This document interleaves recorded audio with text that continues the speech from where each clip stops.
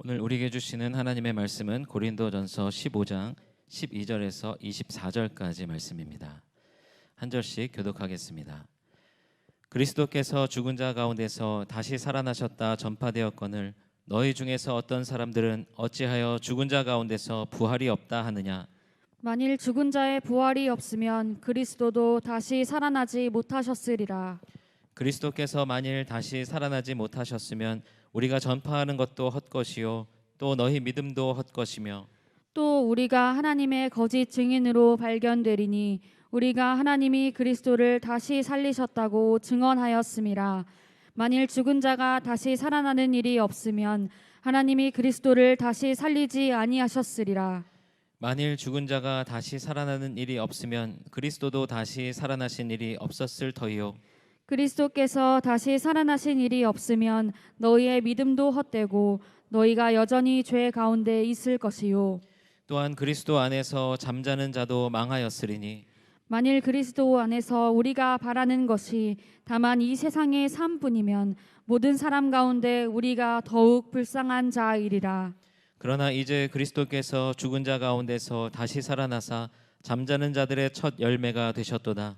사망이 한 사람으로 말미암았으니 죽은 자의 부활도 한 사람으로 말미암는도다. 아담 안에서 모든 사람이 죽은 것 같이 그리스도 안에서 모든 사람이 삶을 얻으리라.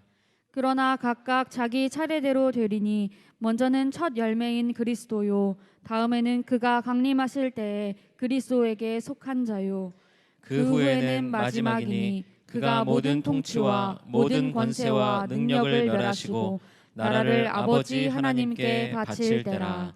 아멘. 네, 우리 메시아 찬양대 앙상블의 귀한 찬양 감사를 드립니다. 오늘은 뭘 해도 기쁜 날입니다. 그렇죠? 예, 오늘은 조금 실수가 있어도 용서가 되는 날입니다. 네, 왜 그렇습니까? 예수님 부활하신 날이잖아요. 그렇죠? 네, 너무나 귀하고 힘차고 영감 있는 그런 찬양으로 우리의 마음의 문을 먼저 활짝 열어주셔서 얼마나 감사한지 몰라요. 그리고 또 무엇보다 감사한 것은 여러분 우리 정인호 장로님 또 이렇게 어려운 발걸음을 해 주셨습니다. 사실은 이제 장로님 좀 찾아뵙고 우리 성도님들이 장로님 뵙고 싶고 궁금해하니까 좀 영상으로라도 기도를 해주시면 어떻겠습니까? 하고 이렇게 제안을 드렸어요. 그런데 우리 장로님께서 당신이 지금까지 버티고 또 이렇게 회복될 수 있었던 것은 우리 중앙교회 성도님들의 기도 때문인데 내가 어떻게 영상으로 기도할 수 있겠습니까? 내가 지팡이를 짚고서라도 교회에 나가서 우리 성도님들 직접 보고 기도하면 좋겠다 하는 그런 말씀을 해주셨어요. 그래서 오늘 이렇게 이 부활주일에 이 부활의 아침에 교회전에 나와서 기도해 주셨는데 사실 그 어느 때보다도 이 목소리에 힘이 느껴져가지고 얼마나 감사했는지 모릅니다. 사실 이럴 때 하는 인사가 있어요. 우리가 늘 하던 거 있죠. 장로님의 얼굴을 보는 것이 하나님의 얼굴을 보는 것 같습니다. 우리 한번 같이 인사할까요? 장로님의 얼굴을 보는 것이 하나님의 얼굴을 보는 것 같습니다. 네, 우리 함께 감사의 박수, 영광의 박수 돌립니다. 여러분 계속해서 기도해 주시기를 바랍니다. 기도함으로 우리 장로님 하나님께서 주의 장중에 굳게 세워주시고 붙잡아 주실 줄로 믿습니다. 우리 장로님뿐만 아니라 우리 성도님들 가운데 지금 병마와 싸우고 계시는 성도님들 여럿 계십니다. 여러분들 아시는 분도 있고 모르시는 분도 있겠지만 여러분 우리 병마와 싸우고 있는 우리 성도님들 여러분 위해서 전심전력을 다해서 기도해 주시기 바랍니다. 그럴 때 여러분의 기도로 하나님께서 병마와 싸워 이길 힘과 능력을 주실 줄로 믿습니다. 이 부활의 아침에 그와 같은 치유와 회복과 기적의 역사가 날마다 일어나는 우리 중앙교회와 성도님들 되시기를 주님의 이름으로 축복합니다. 오늘 이 시간에 만약 그리스도의 부활이 없었다면 이라는 제목으로 말씀을 나눕니다. 여러분, 우리 기독교가 다른 종교와 다른 점이 있어요. 그것이 뭐냐면 우리 기독교는 무덤이 없는 생명의 종교라는 사실입니다. 이게 무슨 말이냐면 여러분, 모든 무덤에는 죽은 사람의 뼈가 있죠.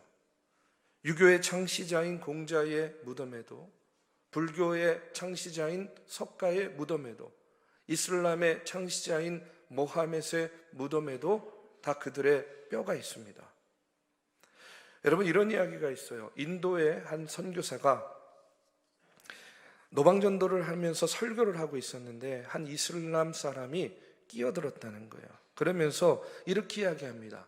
우리 이슬람교도는 당신네 기독교인들이 갖지 못한 것을 한 가지 갖고 있습니다. 그게 무엇입니까? 하고 물어보니까 그 이슬람교도가 이렇게 이야기해요.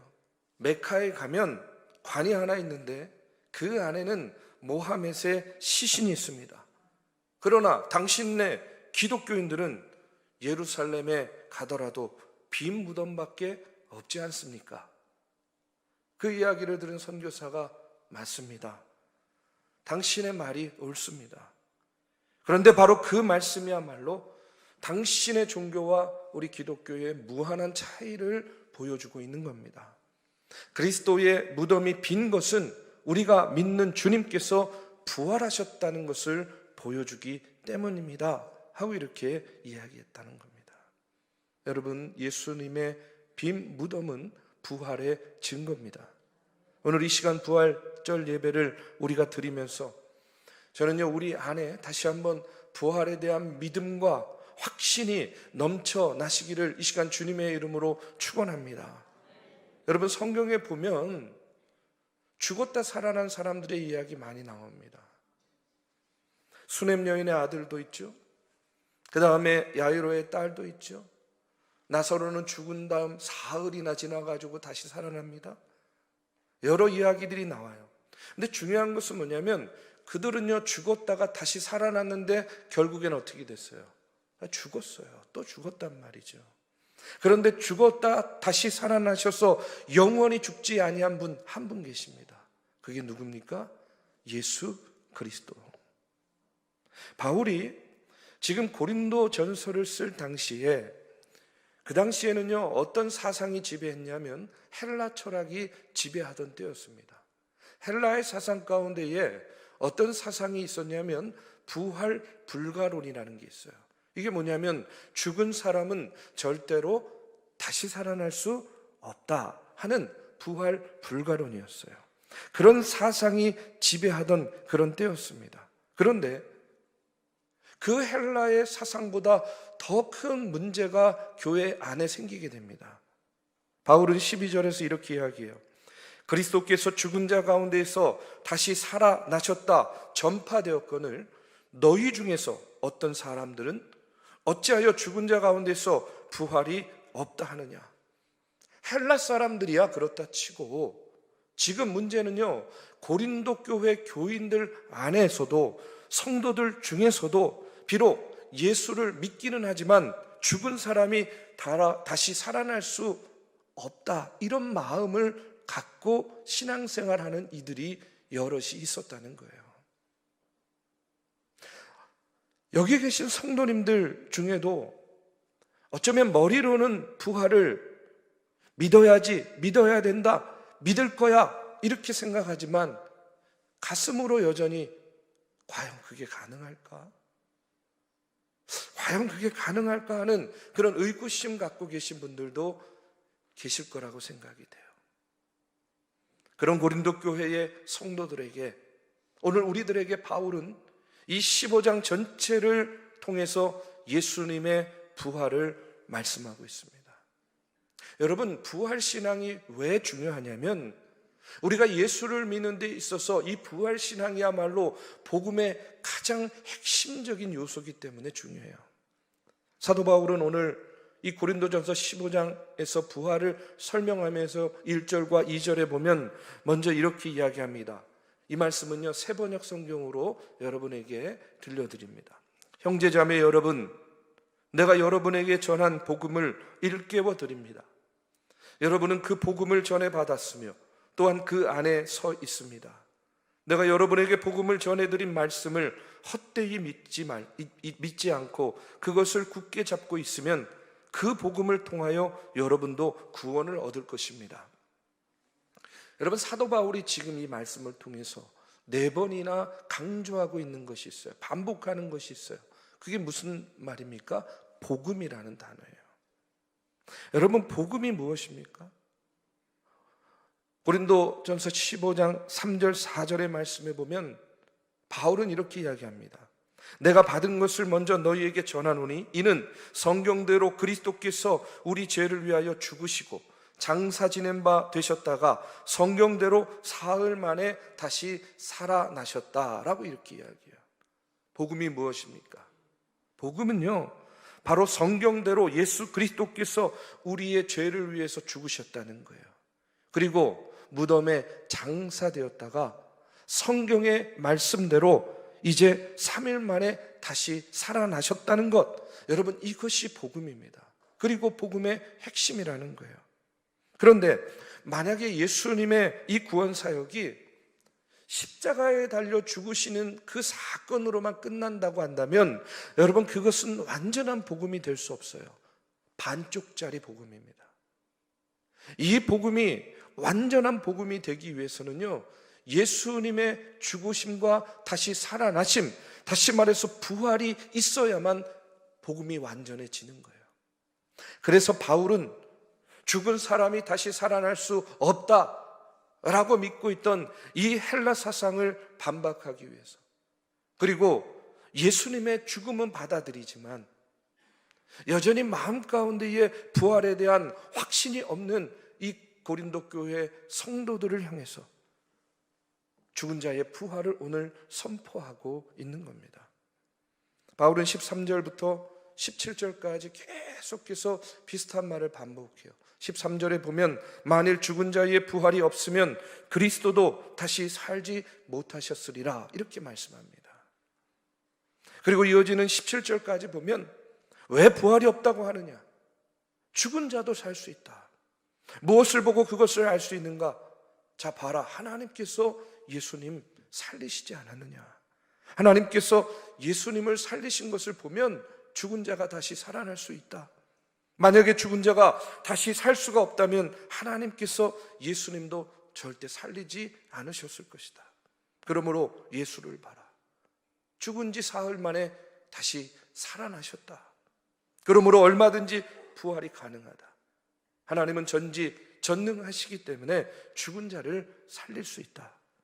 그렇기 때문에 온전한 믿음은 예수님의 십자가와 부활을 모두 믿는 것이다 하면서 지금 계속해서 온전한 믿음을 강조하고 있습니다. 우리 사랑하는 믿음의 성도 여러분, 저는요 이렇게 말씀드리고 싶어요. 예수님의 부활, 죽은 자의 부활은요, 여러분, 이것은 주장이 아니라 진리입니다. 우리가 이것을 분명히 기억해야 돼요. 예수님의 부활, 죽은 자의 부활은 어떤 유력한 사람의 주장이 아니라는 거예요. 이것은 바로 진리라는 사실입니다.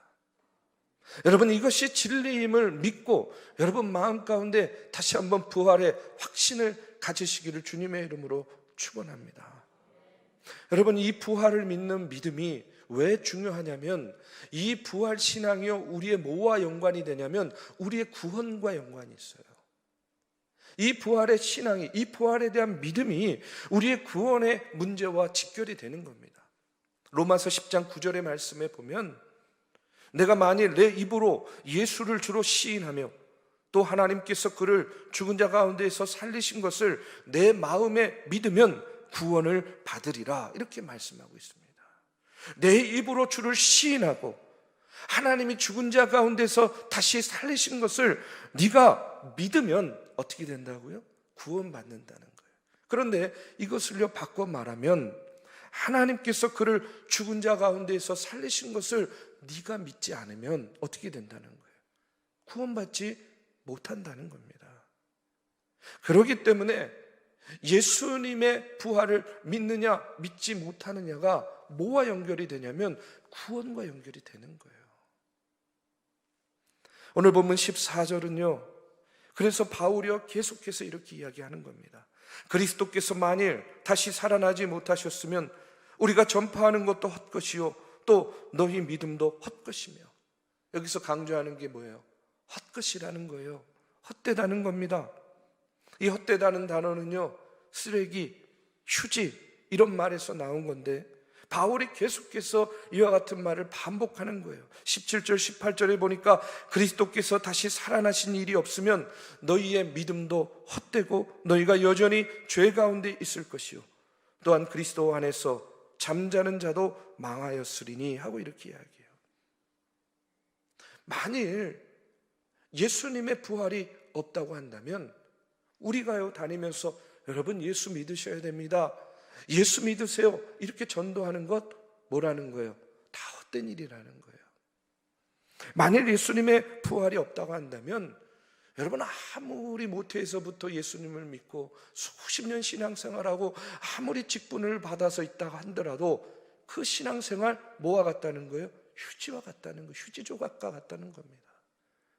또 예수님이 부활하지 않았다면 여러분 이 세상에서 제일 불쌍한 사람이 누구냐는 거예요? 우리라는 거예요. 예수 믿는 사람. 그래서 19절에서 이렇게 이야기합니다. 만일 그리스도 안에서 우리가 바라는 것이 다만 이 세상의 삶뿐이면 모든 사람 가운데 우리가 더욱 불쌍한 자이리라. 여러분 바울이 왜 이렇게 말할까요?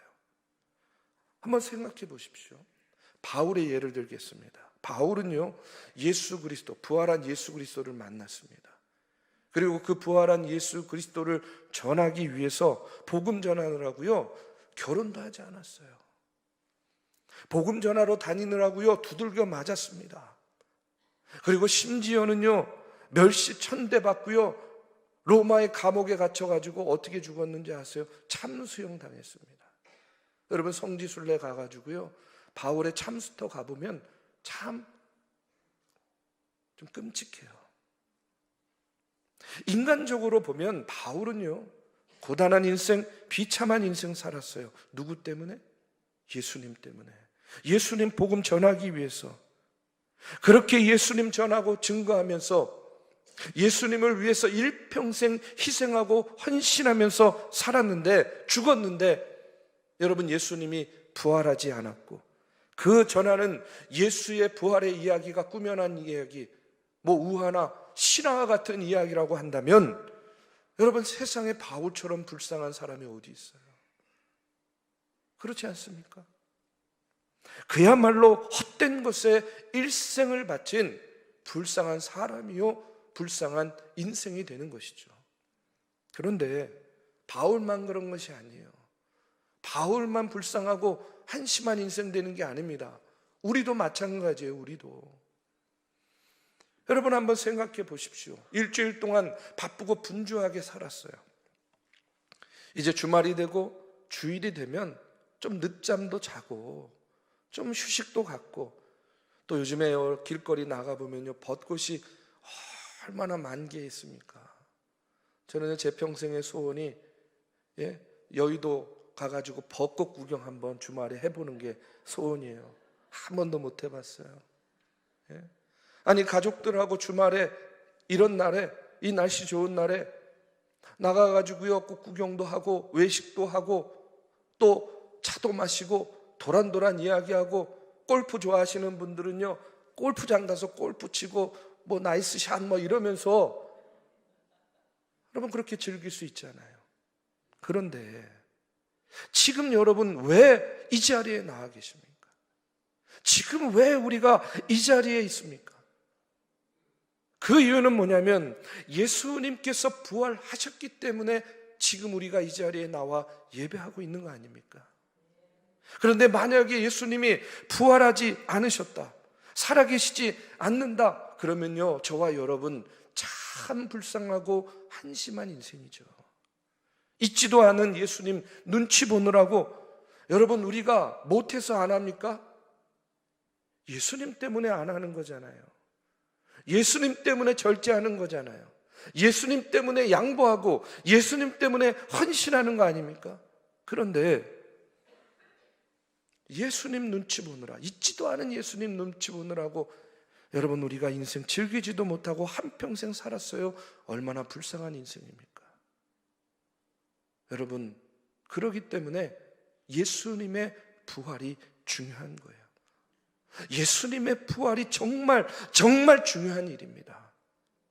부활이 있기 때문에 오늘 우리의 믿음도 있는 겁니다.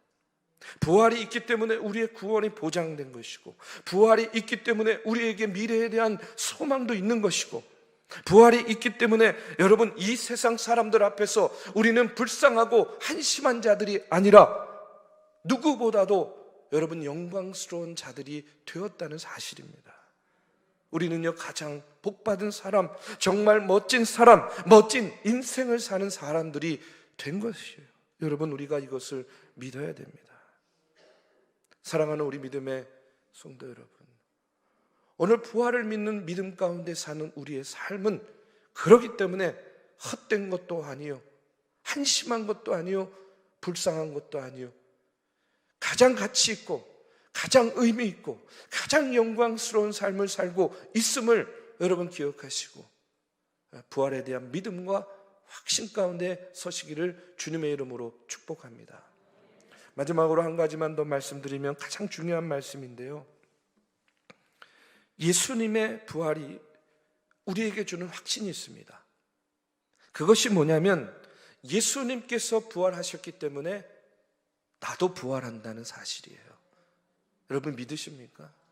예수님께서 부활하셨기 때문에 오늘 나도 부활합니다.